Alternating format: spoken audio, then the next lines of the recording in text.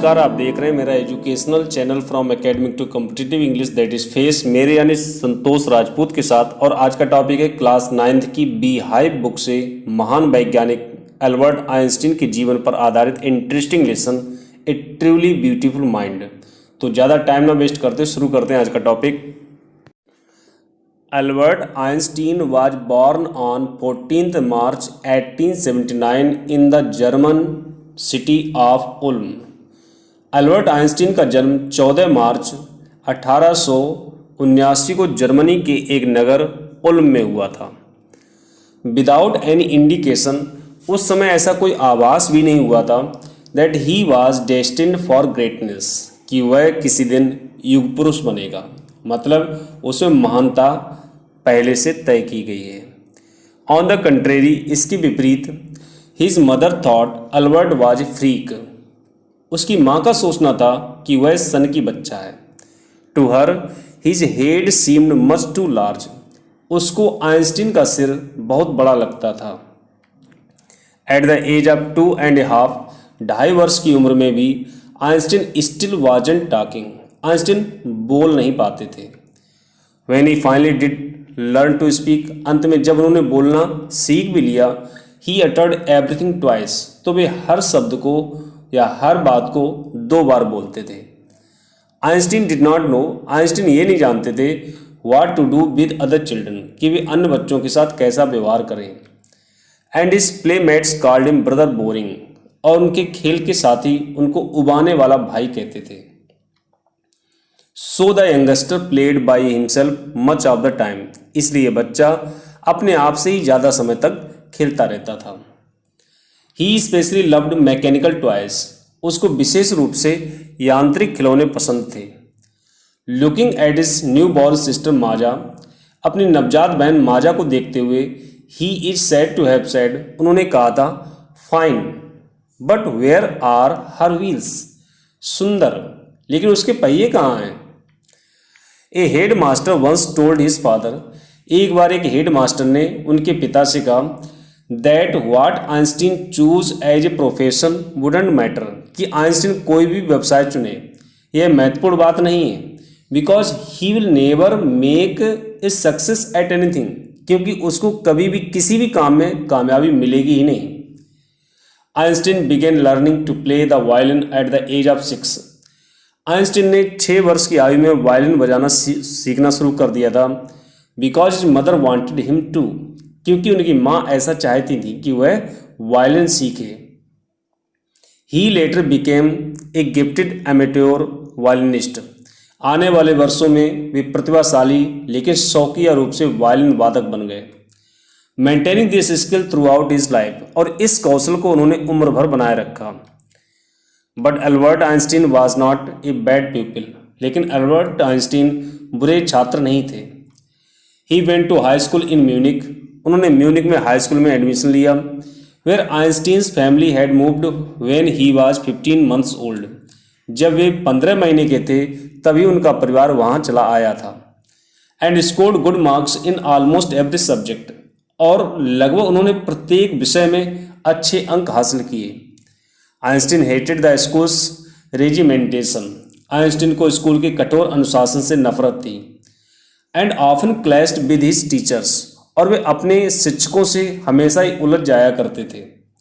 Eight the age of 15, 15 वर्ष की आयु में, Einstein felt so stifled there, Einstein ने इतनी घुटन वहाँ महसूस की that he left the school for good, कि उन्होंने हमेशा हमेशा के लिए उस स्कूल को छोड़ दिया। The previous year Albert's parents had move to Milan, पहले वर्ष अल्बर्ट के माता पिता मिलन चले गए थे। And left there son with relatives, और अपने पुत्र को संबंधियों के पास छोड़ गए थे। आफ्टर प्रोलॉन्ग डिस्कशन, गहरे विचार विमर्श के बाद, Einstein got his wish to continue his education in German speaking Switzerland in city which was more liberal than Munich. Einstein की इच्छा पूरी हुई कि वे म्यूनिक की अपेक्षा अधिक उदार नगर स्विट्जरलैंड में, जहां जर्मन भाषा बोली जाती है, वहां अपना अध्ययन करने लगे। Einstein was highly gifted in mathematics, Einstein गणित में बहुत ही प्रतिभाशाली थे। एंड इंटरेस्टेड इन फिजिक्स, और भौतिकी में उनकी बहुत अधिक रुचि थी। एंड आफ्टर फिनिशिंग स्कूल, और स्कूल की शिक्षा पूरी करने के बाद ही decided to study at a university in Zurich. उन्होंने ज्यूरिख के विश्वविद्यालय में अध्ययन करने का निश्चय किया।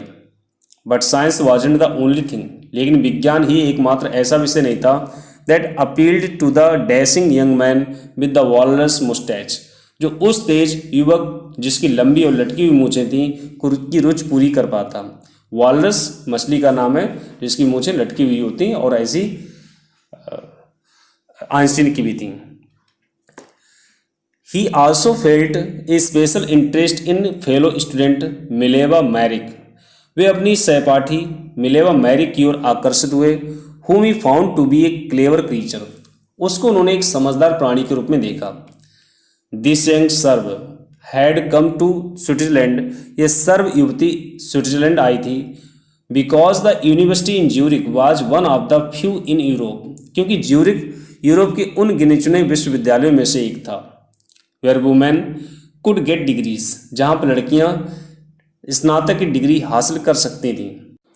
Einstein saw in her an ally against the Philistines. Einstein ने उसमें एक ऐसा साथी देखा जो उन लोगों के विरुद्ध था जो कला, साहित्य या संगीत को पसंद नहीं करते हैं। फिलिस्तीन्स उन व्यक्तियों को कहा जाता है जो कला, साहित्य या संगीत में कोई इंटरेस्ट नहीं रखते हैं या इसका विरोध करते हैं। Those people in his family, ऐसे लोग उनके परिवार में भी थे। And at the university with whom he was constantly at odds, और विश्वविद्यालय में भी थे ऐसे लोग जिनसे वे लगातार संघर्ष करते रहते थे या लड़ते रहते थे। The couple fell in love. इन दोनों को एक दूसरे से प्रेम हो गया। Letter survive in which they put their affection into words.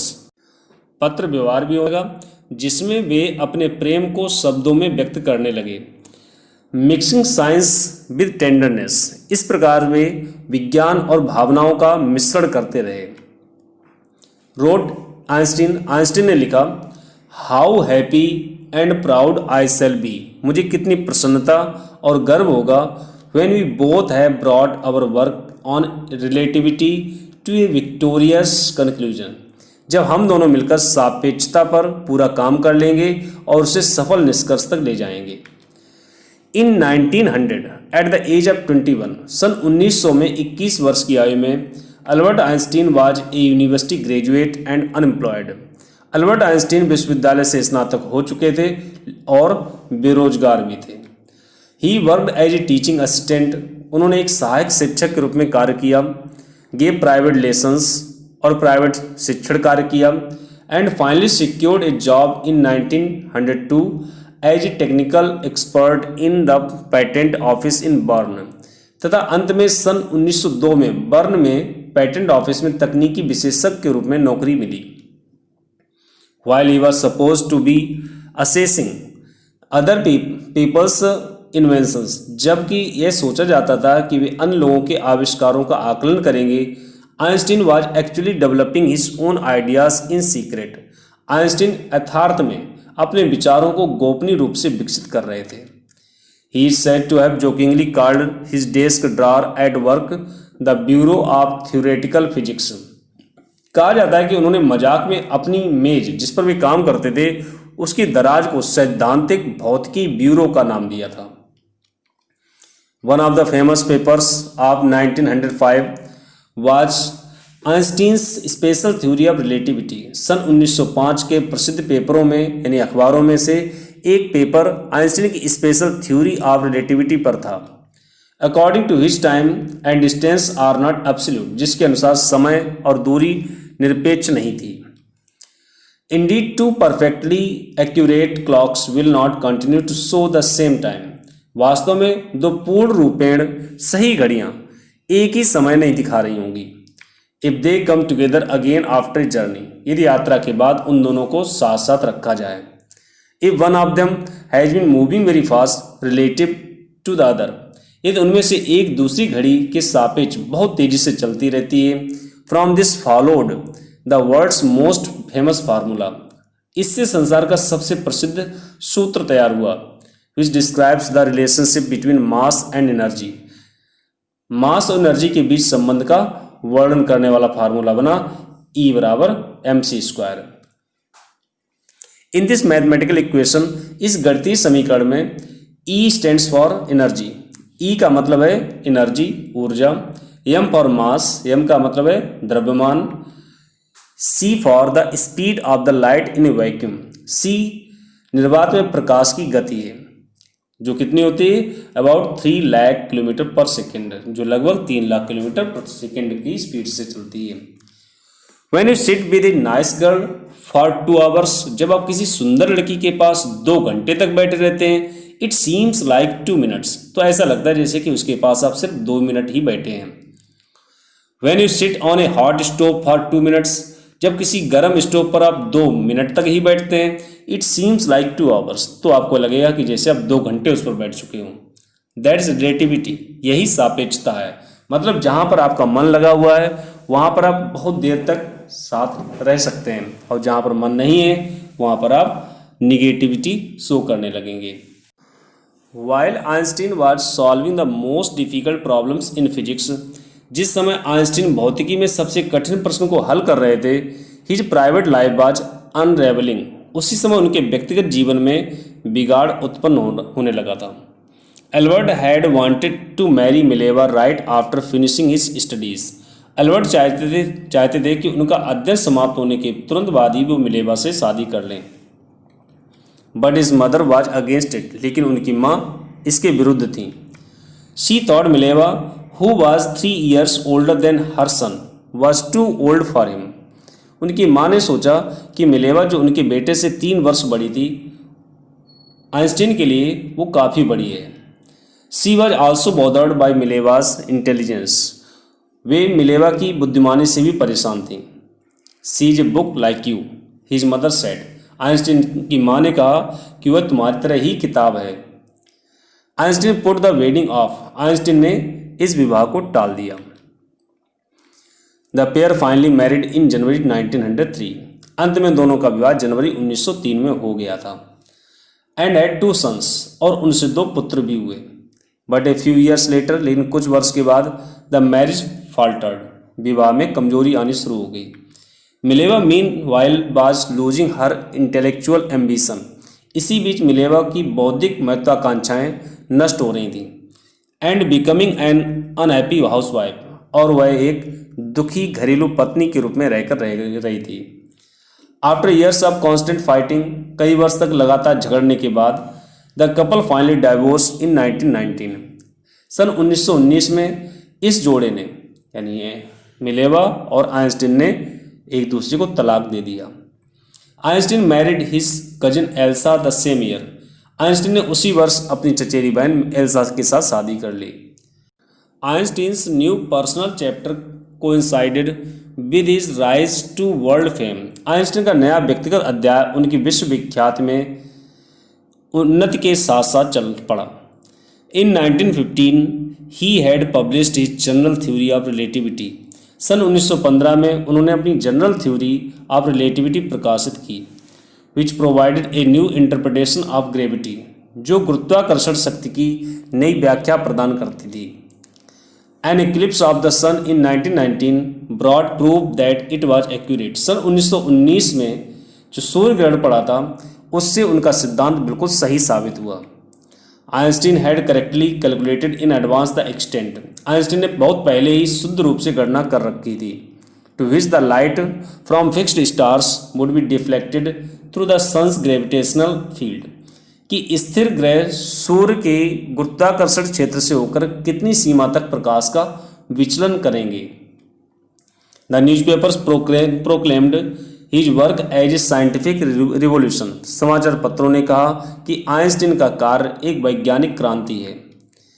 Einstein received the Nobel prize for physics in 1921, सन 1921 में आइंस्टीन को भौतिकी का नोबेल पुरस्कार प्रदान किया गया। He was showered with honours and invitations from all over the world, उनके ऊपर सम्मान की बरसात हुई और सारे संसार से बधाई पत्र प्राप्त हुए। And lauded by the press, और प्रेस ने भी उनकी बहुत अधिक प्रशंसा की। When the Nazis came to power in Germany in 1933, जब सन 1933 में जर्मनी में नाजी पार्टी सत्ता में आई, Einstein emigrated to the United States, तो तो आइंस्टीन अमेरिका में जाकर बस गए। 5 years later, 5 साल के बाद, the discovery of nuclear fission in Berlin had American physicist in an अप्रोर। Berlin में आणविक विखंडन की खोज की जा चुकी थी। इससे अमेरिकी भौतिक शास्त्रियों को बहुत परेशानी हुई, यानी उनमें खलबली सी मच गई। Many of them had fled from fascism. उनमें से बहुत से लोग फांसीवाद से डरकर भाग गए थे। जस्ट एज आइंस्टीन हैड, जैसा कि आइंस्टीन ने भी किया था। And now they were afraid, और अब उन्हें डर था, the Nazi would build and use N atomic bomb, कि नाजी लोग परमाणु बम बना सकते हैं और उनका प्रयोग कर सकते हैं। At the urging of a colleague, एक साथी के बार बार अनुरोध करने पर Einstein wrote a letter to the American president Franklin D Roosevelt on 2 August 1939। Einstein ने अमेरिका के राष्ट्रपति फ्रैंकलिन डी रूजवेल्ट को 2 अगस्त 1939 को एक पत्र लिखा, इन विच ही वार्न, जिसमें उन्होंने चेतावनी दी, a single bomb of this type, इस प्रकार का एक ही बम, एक्सप्लोडेड इन पोर्ट, यदि किसी पोत पर विस्फोट कर दिया जाए, might very well destroy the whole port, तो वह सारे पोत को नष्ट कर देगा। Together with some of the surrounding territory, और आसपास की कुछ भूमि को भी नष्ट कर देगा। His words did not fail to have an effect, उनके शब्दों का प्रभाव पड़ा। The Americans developed the atomic bomb in a secret project of their own. अमेरिकियों ने अपनी गुप्त परियोजना से परमाणु बम का निर्माण किया। And dropped it on the Japanese cities of Hiroshima and Nagasaki in August 1945, और अगस्त 1945 में जापान के नगरों हिरोशिमा और नागासाकी पर उन बम को गिरा दिया।